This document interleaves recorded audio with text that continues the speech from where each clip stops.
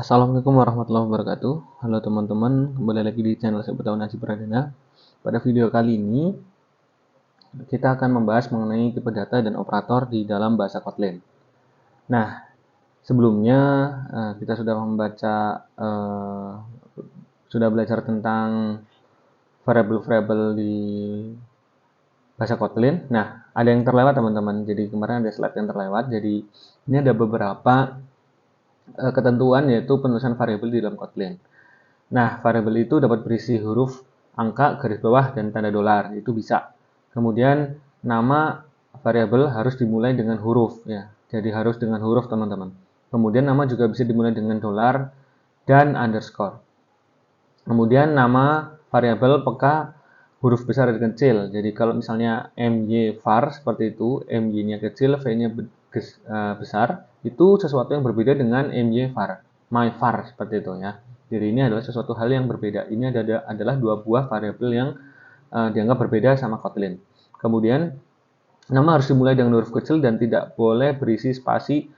Nah, jadi memang harus kalau misalnya dia spasi itu bukan suatu nama variabel teman-teman, seperti itu ya.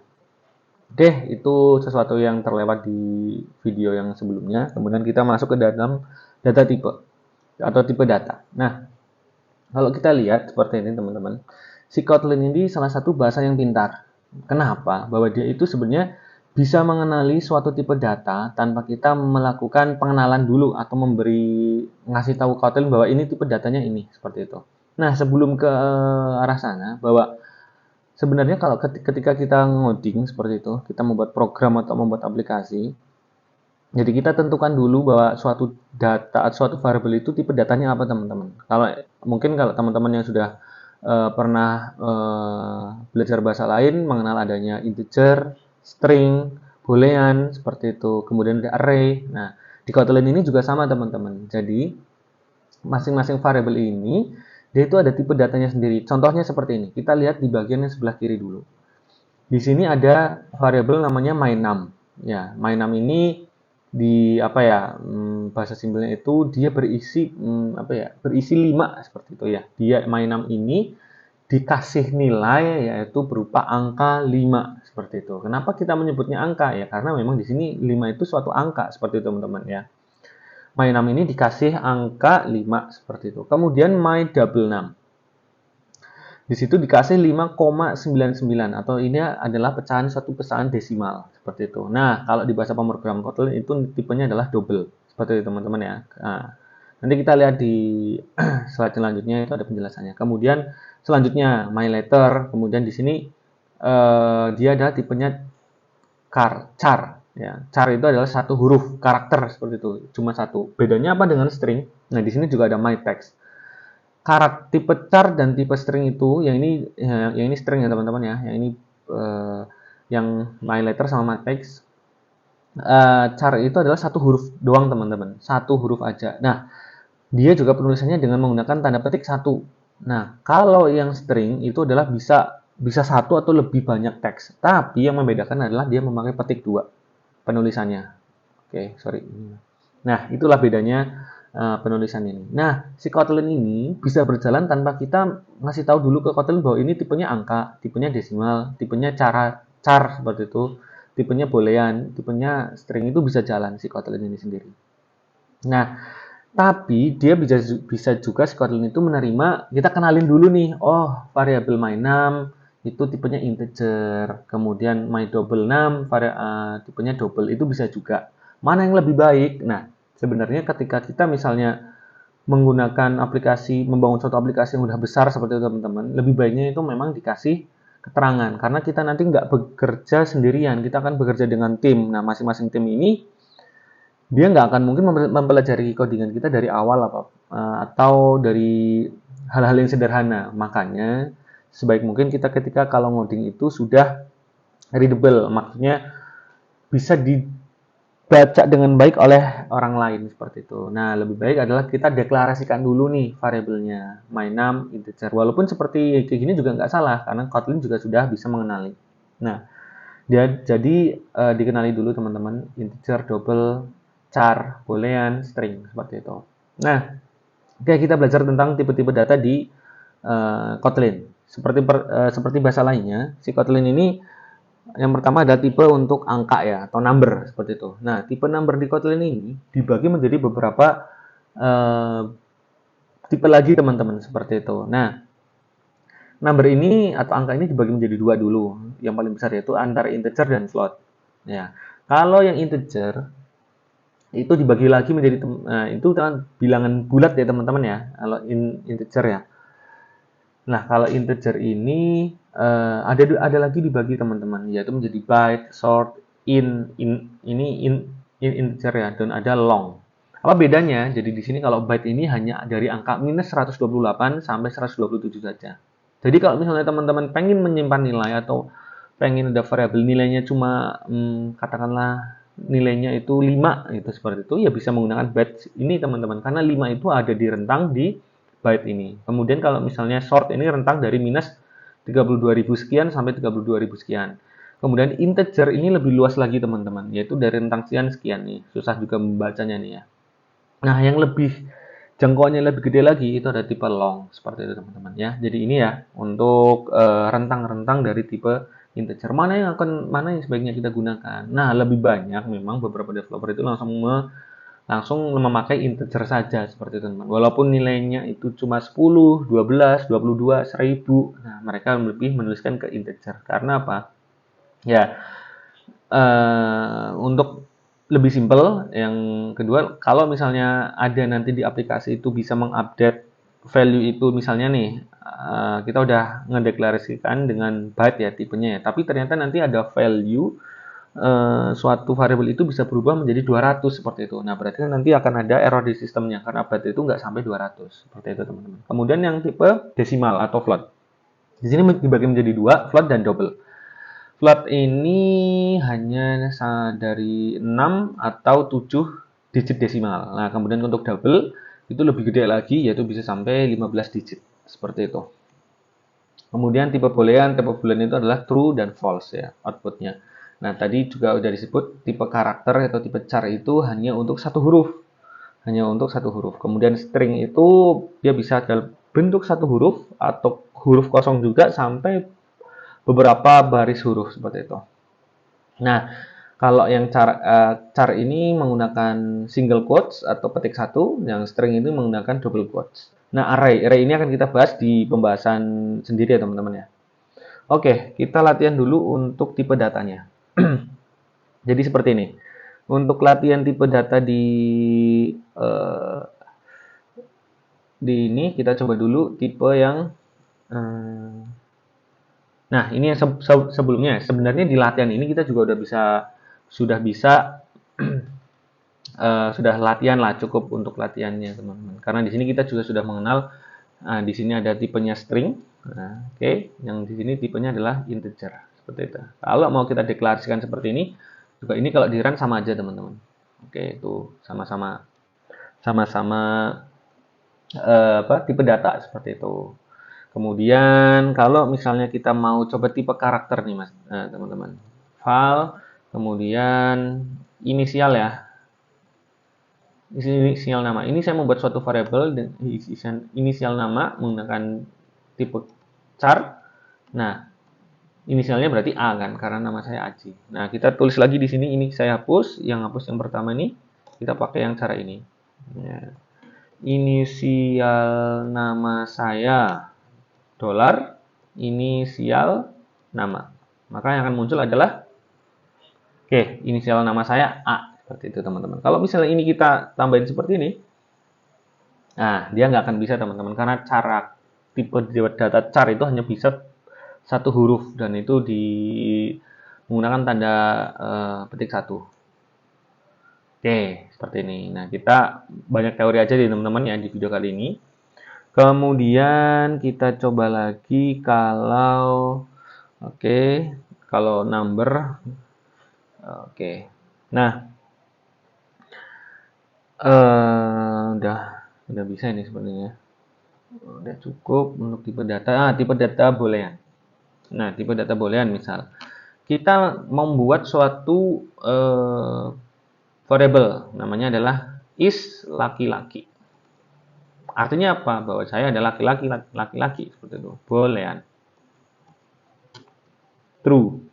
Oke, jadi di sini eh, saya mempunyai suatu is laki-laki ini apa ya? Ya suatu variabel yang bawa menunjukkan saya itu laki-laki seperti itu, is laki-laki seperti itu. Ya, mungkin untuk awal-awal ini agak membingungkan ya variabel ini. Oke, kita cari variabel yang lain deh. Ya udah kita pakai aja apa ya? Eh apa ya? Is laki-laki.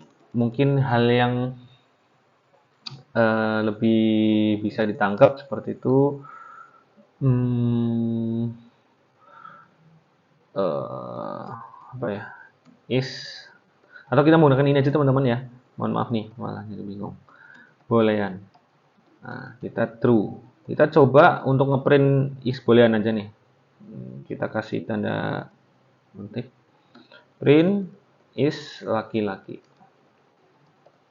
Oke, ini sebenarnya lebih cocok kalau kita sudah menggunakan yang if else kondisi. Jadi kita bisa apa? Variabel ini enak untuk dipakainya. Nah, ini kalau kita print ini, kita di print ini akan true ya. Apa nilai yang di print itu adalah true sesuai dengan nilai yang di sini. Nah, kenapa ini ada tanda pentung? Karena ini dideklarasikan tapi nggak pernah dipakai. Nah, Kotlin dia bisa mendeteksi ini teman-teman. Seperti itu. Nah, oke. Ini untuk variabel yang boolean seperti itu.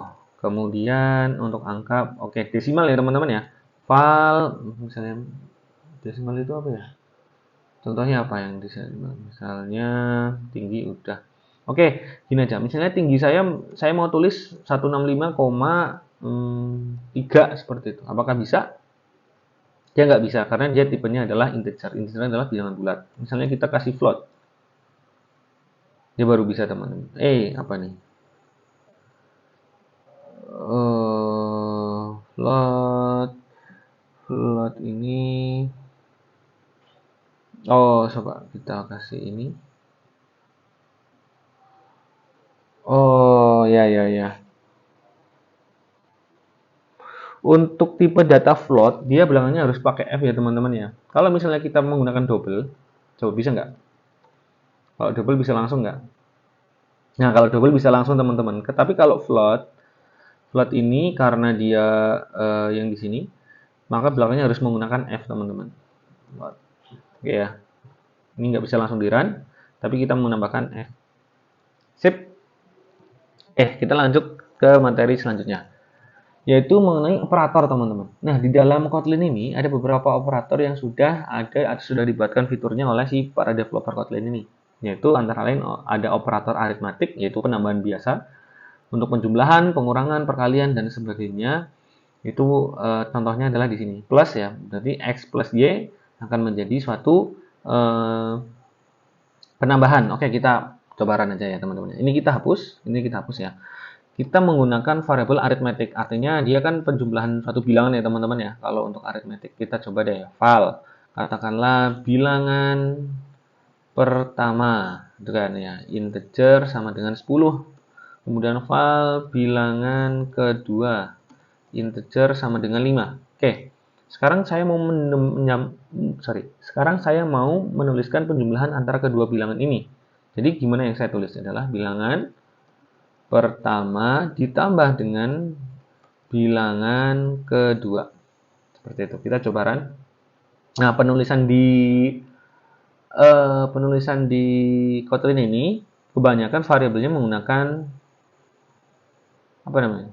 Camel case ya. Ini kayak unta gitu. Ya, jadi kayak ada apa nyebutnya sih? Itu yang tempat penyimpan air. Jadi awalnya kecil, kemudian yang kata yang kedua itu menggunakan huruf gede di depannya seperti itu. Camel case. Nah, seperti ini teman-teman, penjumlahan langsung bisa. Kalau misalnya pengurangan, oke, langsung bisa teman-teman. Nah, kita pengennya gini, sekarang kita mau simpan di dalam penjumlahan ini di dalam suatu variabel, yaitu berarti variabel hasil. Misalnya hasil integer sama dengan bilangan pertama ditambah bilangan kedua. Apakah bisa seperti ini? Nah, yang kita printnya adalah print hasil teman-teman. Apakah bisa? Nah, bisa teman-teman ya. Jadi bisa. Jadi di sini kita menyiapkan suatu variabel baru yang nilainya itu ya nggak akan berubah. Nilainya adalah hasil penjumlahan dari bilangan pertama dan bilangan kedua. Namanya hasil variabelnya tipenya integer seperti itu. Nah, kalau misalnya ini tipenya string, apakah bisa? Ternyata nggak bisa. Karena apa? Yang pertama, bilangan pertama adalah bilangan integer, yang kedua bilangan kedua juga integer, mereka ditambahkan, tipenya jelas menjadi tipe integer. Nah, di sini sedangkan hasil itu adalah tipe string, dia nggak match. Nah, ibaratnya Kotlin itu udah dikasih tahu, oh variabel hasil itu tipenya string seperti itu, ternyata hasil penjumlahannya adalah tipenya integer. String dan integer nggak match, makanya di sini mismatch. Oke, seperti itu. Nah, ini yang cocok adalah integer.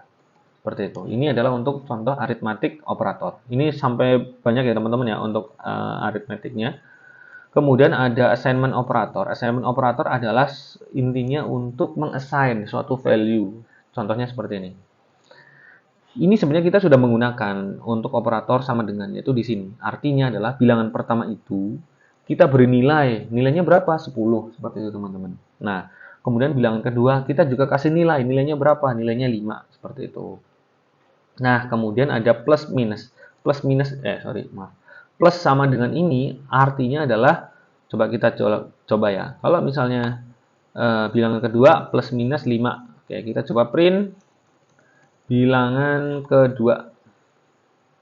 Ini kita kasih komen aja biar nggak ke-run oleh si sistem. Oke. Nah, kenapa seperti ini nggak bisa? Karena dia itu harus ada value pertama. Nah, baru seperti ini teman-teman. Nah, nggak bisa karena yang pertama jelas dia variabelnya harus bisa berubah. Makanya kita ubah jadi var dulu. Nah, kalau misalnya kita tulis seperti ini, bilangan kedua plus minus, apakah bisa? Penulisan seperti ini? Ternyata nggak bisa teman-teman. Untuk yang plus minus ini, penulisannya adalah menggunakan seperti ini. Jadi pertama adalah si bilangan kedua ini kita kasih angka dulu seperti itu. Nah, gini, coba plus minus 3. Oke, angka 5 var, bilangan kedua plus minus 3. Nah, oke, misalnya hasil ya, kita coba kita kasih hasil. File hasil sama dengan plus minus bilangan kedua. Kita coba print hasil. Error juga ternyata. Plus minus.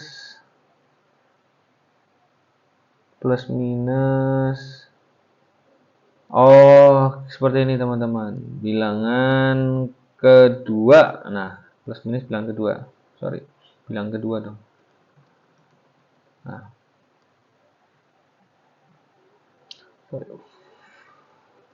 File ini dihilangin. Artinya, jadi di sini kita untuk yang plus sama dengan ini, dia itu mengartikan bahwa suatu variabel x akan ditambahkan dengan variabel itu sendiri. Contohnya gini, bilangan kedua kita sudah mengasih value 5, kemudian kita tambahkan dengan operator seperti ini teman-teman. Artinya, dia itu menambahkan nilai awalnya dengan bilangan dia sendiri gitu loh teman-teman. Jadi 5 tambah 5 jadinya 10 seperti itu. Ya, jadi dia menambahkan dia yang nilai awal dengan dia yang sekarang seperti itu teman-teman. Itu yang plus sama dengan. Oke, ini contohnya ke bawah sama aja. Kalau minus sama dengan berarti kan nilai yang awal dikurangi dengan nilai dia yang sekarang seperti itu. Kemudian di sini ada comparison operator, yaitu untuk perbandingan teman-teman. Kalau misalnya dia sama dengan, dia berarti sama dengan. Kalau tanda pentung sama dengan, itu adalah tidak sama seperti itu. Itu lebih besar, lebih kecil. Nah, ini contohnya nanti ketika kita sudah masuk ke dalam if else condition seperti itu. Ini banyak kita akan gunakan. Kemudian tentang operator logic ya. Jadi logic ini adalah untuk dan. Ini operator untuk dan ini operator untuk or. Nah, ini untuk not atau not tidak ya seperti itu teman-teman. Tanda pentung seperti ini. Ini untuk sampai penjelasan operator yang digunakan, ini memang hanya untuk sebatas teori teman-teman. Nanti lebih banyaknya memang lebih banyak ketika kita praktek di if else ya, karena untuk yang kayak misal assignment operator ini udah kita jelasin tadi. Kemudian yang untuk comparison sama yang untuk logical operator itu lebih enak kita kalau jelasin di kondisi ya, if else seperti itu. Oke, semoga video ini bermanfaat. Jangan lupa like, subscribe, dan sebarkan channel saya ke teman-teman yang lain agar bisa sama-sama belajar. Oke, semoga di video ini bisa membantu ya teman-teman ya. Oke, kita lanjut ke video selanjutnya. Assalamualaikum warahmatullahi wabarakatuh.